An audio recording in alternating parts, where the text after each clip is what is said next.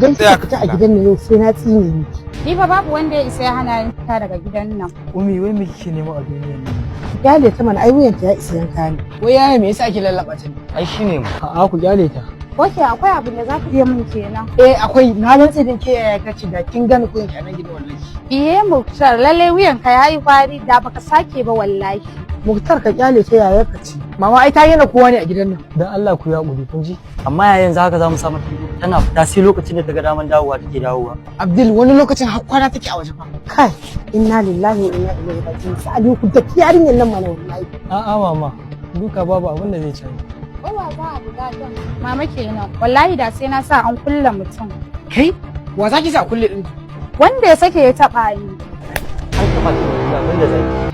Kai ni kamara wallahi sai ka gane kuranka Abdul. Abdul me haka ba yayanka bane? To ta za ta tsaya tana gaya mutane magana. Wallahi sai ka san kamare ni.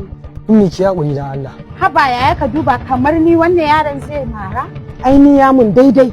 A'a mama. Goya mai baya kika yi mama ko? Ummi kina ji dan Allah ki saurari abin da zan gaya miki kin ji? Amma mari na yaron nan yayi fa. Ki ya haƙuri.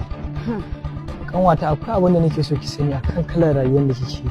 Ummi mu hudun maman mu ta haife ni kuma ke ce kadai mace. Haka ne. Ummi dan Allah ne tambaye ki. Ina jin ka yaya. Za ki iya gaya mana abin da kike aikatawa idan kin je inda kike zuwa? Kai yaya in gaya muku kuma? Ba za ki iya ba ko? Gaskiya kam. To saboda kina jin kunyar mu kan wata ko? Gaskiya dai. To shi kuma wanda ya yi mu Allah subhanahu wataala kina jin kunyar sa kuma kina jin tsoron sa kan wata. Ki yi magana mana kan wata. Ummi wallahi duk inda kike zuwa da kuma abin da yake aikatawa wallahi Allah yana gani kuma idan baki tuba ba kika mutu a wannan halin sai dai inna lillahi wa inna ilaihi raji'un. Kai yaya? Kanwata